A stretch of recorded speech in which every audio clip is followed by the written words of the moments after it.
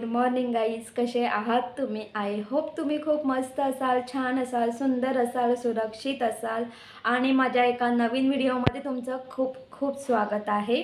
बाकी नेहमीप्रमाणे त्याने स्कूलला गेलेला आहे आणि बाहेर खूप थंड वातावरण आहे असं बाहेर बोलतात किंवा न्यूजमध्ये सुद्धा सांगतात की ते 2-3 दिवसापासून गारपीट सुरू आहे. तर खूप असं थंड बाहेर वातावरण आहे. आणि अजून एक गोष्ट तुम्हालाही माहीत आहे, कालपासून काल गणेश जयंती होती. तर काल छान मस्त सगळीकडे जिथे चौक आहेत सार्वजनिक, तिथे छान मस्त असं ठिकठिकाणी छान मस्त गणपती बसलेले आहेत. छान मस्त पूजा वगैरे झालेली आहे, अप्रतिम. तुम्ही बघितलंच असेल माझा कालचा व्हिडिओ. जे गणपती आहेत ना, अप्रतिम आहे, सुंदर आहे, छान आहेत वगैरे. आणि ज्ञानीच्या शाळेच्या जवळसुद्धा गणपती बसलेले आहेत. जवळ थोडं पुढे गेल्यानंतर. तर आज मी ज्ञानेशला घेऊन जाणार आहे तिथे दर्शनासाठी, कारण मी काल गेली होती साई चौकामध्ये दर्शनासाठी. तर माझं दर्शन म्हणजे मी घेतलं गणपती बाप्पांचं दर्शन, पण ज्ञानेशचं बाकी आहे, कारण तो काल क्लासला गेला होता. तर मी त्याच्या शाळेजवळ आहे. तर आज मी त्याला तिथे शाळेतून घेऊन येईल त्याला. आणि आम्ही मी ज्ञानेशला रोज शाळेतून आल्यानंतर त्याला गार्डनमध्ये घेऊन जाते. शाळेच्या जवळच गार्डन आहे. तुम्ही बघितलंच असेल, मी मध्यंतरी 1 किंवा 2 व्हिडिओ त्याचेच काढलेले आहेत. तर तिथं ते गार्डन जवळ आहे. तर मी शाळा सुटल्यानंतर ज्ञानेशला तिथे घेऊन जाते आणि त्याची मैत्रीणसुद्धा तिथं येते. तर ते दोघंही खूप छान मस्त तिथे खेळतात आणि नंतर मग म्हणजे 15 ते 20 मिनिटं किंवा अर्धा तास खेळतात. नंतर मग मी त्याला घरी घेऊन जाते. तर तिथेच थोडा रस्ता क्रॉस केला की त्या साईडला छान मस्त चौक आहे. त्या चौकामध्ये गणपती बसलेले आहेत. तर मी आज ज्ञानेशला घेऊन जाईल दर्शनासाठी तिथे. आणि बाकी काही नाही, मी आत्ताच गरम पाणी पिलेलं आहे. आणि आता थंडी आहे ना, तर तुम्हालाही सांगेल की थंडीमध्ये काय माहिती आहे का, सर्दी खोकला याचं थोडं प्रमाण वाढलेलं आहे. आणि बाहेरचं जे वातावरण आहे खूप थंड आहे, म्हणून मी ज्ञानेशला सकाळी बॉटलमध्ये सुद्धा गरम पाणी देते. आणि आता आम्ही म्हणजे डेली म्हणजे दिवसभर आम्ही गरमच पाणी पितो, थंड पाणी पित नाही. कारण गरम पाण्याने काय होतं माहिती आहे का, खोकला आणि सर्दी यापासून खूप आराम मिळतो म्हणजे जास्त त्रास होत नाही, हे महत्त्वाचं आहे. तर तेच आहे. तर आता जी काही छोटी मोठी कामं आहेत ती करून घेते. तर माझ्या जी काही छोटी मोठी कामं होती ती मी सगळं आवरून घेतलेत. तर आता मी जेवणाच्या पाठीमागे लागते. तर आता 9:15 झालेले आहेत. आणि कसं माहिती आहे का, मी ज्ञानेशला गार्डनमध्ये घेऊन जाते तर थोडा उशीर होतो, 12-12:30 वाजतातच. आणि मग ज्ञानेशला घरी आल्यानंतर भूक लागते. तर म्हणून मी सकाळी जेवणाची तयारी करून ठेवते. तर इथे मी कुकरमध्ये थोडंसं पाणी ॲड करून 1 लिंबाची फोड ॲड केले. त्यानंतर इथे मी एका डब्यामध्ये तांदूळ 3 ते पाण्यामध्ये स्वच्छ धुवून घेतलेले आहेत. यावरती आता छान मस्त प्लेट घेऊन ठेवते मी आता. आणि तुम्ही इथे बघू शकता, इथे सोयाबीन आहे. तर हे सोयाबीनसुद्धा यावरती ठेवून देते आणि यावरती झाकण ठेवून कुकरचं झाकण लावून घेते. तर मी ते कुकरचं झाकण लावून घेतलेलं आहे. तर आज मी सिंपल असं कढी भात आणि सोयाबीनची सुकी भाजी करेल. आणि माझं हे नेहमीचंच आहे, म्हणजे जेव्हाही मला जर सोयाबीनची भाजी करायची असेल तर मी काय करते, कुकरमध्ये खालच्या एक मोठा डबा, त्याच्यामध्ये मी राईस लावते आणि वरती छोट्या डब्यामध्ये मी सोयाबीन लावते. म्हणजे कसं माहिती, एकाच कुकरमध्ये दोन्ही गोष्टी छान मस्त शिजतात. आणि कसं आहे ना, एकदा म्हणजे सोयाबीन बॉईल झाले ना तर आपला पटापट फोडणी देता येईल. तर एवढंच आहे. मी जेव्हा ज्ञानेशला घेऊन येईल दुपारी तेव्हा सिंपल असं पटापट एकीकडे सोयाबीनच्या भाजीला पटकन फोडणी देईल. आणि आज मी कढी करणार आहे. राईस सोयाबीनची भाजी, म्हणजे भात सोयाबीनची भाजी आणि कढी. तर आज कढी भात आणि सोयाबीनची भाजी असं जेवण असणार आहे. खूप दिवस झाली कढीसुद्धा खाली नाही आहे, तर विचार केला की चला आज कढी बनवूया. आणि मी या कुकरला आता 3 शिट्ट्या देईल. 3 शिट्ट्यांमध्ये छान मस्त राईस पण शिजतो आणि आपले सोयाबीन पण शिजतात.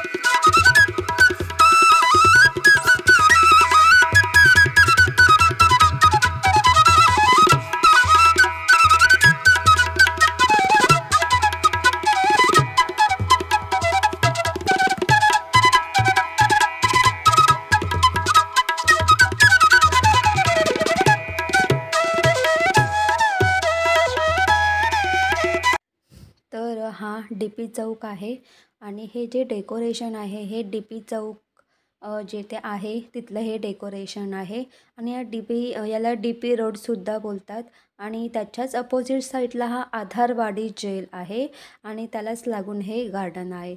तर नेहमी ज्ञानेशची शाळा सुटल्यानंतर मी ते ज्ञानेशला 10 ते 15 मिनटं खेळण्यासाठी घेऊन येते आणि ज्ञानेश छान मस्त खेळतो आहे आणि हे जे डेकोरेशन होतं हे डेकोरेशन खूपच छान होतं, सुंदर होतं आणि पूर्णपणे अयोध्येला जसं मंदिर त्यांनी बांधलं होतं सेम तसंच मंदिराचं त्यांनी डेकोरेशन केलं होतं.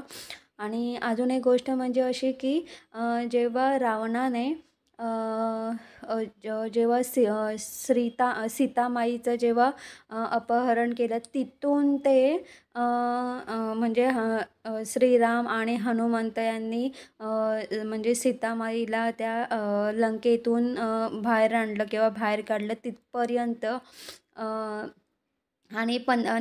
जेव्हा श्रीराम 15 वर्ष वनवास करून जेव्हा त्यांच्या घरी गेले तिथपर्यंत त्यांनी पूर्णपणे असं डेकोरेशन दाखवलेलं आहे, डेकोरेशन केलेलं आहे आणि त्यानंतर मग त्यांनी छान मस्त असं अयोध्येचं मंदिराचं डेकोरेशन केलेलं आहे. आतमध्ये खूप सुबक छान अशी गणेश मूर्ती आहे. खूपच सुंदर छान असं डेकोरेशन आहे. तर इथे मी स्टीम राईस करून घेतलेला आहे, सोयाबीनची सुकी भाजी करून घेतलेली आहे. आता मला इथे कढी करायची आहे. तर कढीसाठी मी दही फेटून घेतलेलं आहे, त्यासाठी आलं लसूण मिरची पेस्ट घेतलेली आहे आणि कढीपत्ता. आता एका छोट्याशा पातेलीमध्ये मी ऑइल ॲड केलेलं आहे, त्यामध्ये जिरा ॲड केलेला आहे. जिरा ॲड केल्यानंतर त्यामध्ये मी कढीपत्ता ॲड केलेला आहे. कढीपत्ता ॲड केल्यानंतर जे आलं लसूण मिरची पेस्ट करून घेतली होती ती ॲड केलेली आहे आणि छान व्यवस्थित मिक्स करून घेतलेलं आहे. थोडीशी हळद, थोडंसं गरम मसाला ॲड करायचा आहे.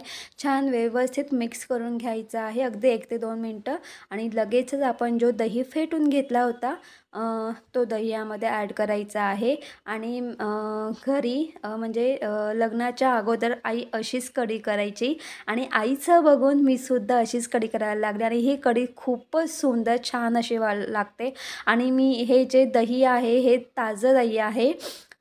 आणि अजून एक गोष्ट यामध्ये मी बेसन पीठ अजिबात ॲड केलेला नाही, नुसती पूर्ण दह्याचीच कढी आहे. खूप सुंदर छान अशी लागते, तुम्ही नक्की ट्राय करून बघा. फक्त यामध्ये आलं लसूण मिरची पेस्ट, कढीपत्ता, थोडीशी हळद एवढंच आणि ही जी कढी आहे ना अगदी 10 मिनटामध्ये होते आणि त्यानंतर आपल्याला यामध्ये थोडंसं मीठ ॲड करायचं आहे आणि मीठ ॲड केल्यानंतर आपल्याला छान मस्त हे व्यवस्थित मिक्स करून घ्यायचं आहे आणि आपल्याला ह्या कढीला उकळी येऊन द्यायची नाही, म्हणजे गॅस मोठा करायचा आहे पण स्पूनच्या साहाय्याने, चमचेच्या साहाय्याने पूर्णपणे हे सतत हलवत राहायचं आहे आणि जेव्हा गरम वाफ येईल ना तेव्हा आपल्याला गॅस बंद करायचा आहे, म्हणजे थोडा गॅस लहान करायचा, थोडा गॅस मोठा करायचा. तुम्ही बघू शकता छान मस्त अशा वाफा यायला सुरुवात झालेली आहे. आता मी गॅस बंद करते. तर इथे अशा पद्धतीने खूप छान मस्त अशी ही कढी तयार झालेली आहे. ही कढी खूप सुंदर छान अशी लागते आणि तुम्ही ही कढी भाताबरोबर खाऊ शकतात आणि या कढी भाताबरोबर तुम्ही कुठलीही भाजी करू शकतात, म्हणजे व्हेज कुठलीही भाजी करू शकतात आणि ही कढी तुम्ही नुसतीसुद्धा पिऊ शकतात. खूप सुंदर छान अशी लागते.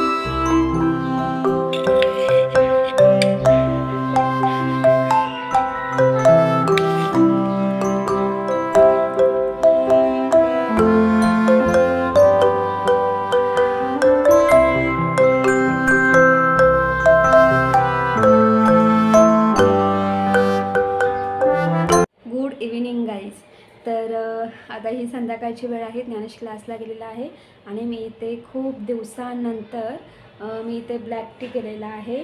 म्हणजे मध्यंतरीचे 4-5 दिवस मी म्हणजे ब्लॅक टी केलाच नव्हता. पण जर आज असं वाटलं की चला आज आलं टाकून ब्लॅक टी करावं, म्हणून मी आज ब्लॅक टी केलं आहे. तर मी आता पटापट ब्लॅक टी पिऊन घेते. तर गाईज हा व्हिडिओ मी इथेही एंड करते. तुम्हाला माझा व्हिडिओ कसा वाटला ते कमेंट्स करून सांगा. जर तुम्हाला माझा व्हिडिओ आवडला असेल तर माझ्या व्हिडिओ लाईक शेअर करा आणि माझ्या चॅनलवरती नवीन असाल तर माझा चॅनल सबस्क्राईब करायला अजिबात विसरू नका. तोपर्यंत बाय बाय, टेक केअर. तुम्ही तुमची काळजी घ्या.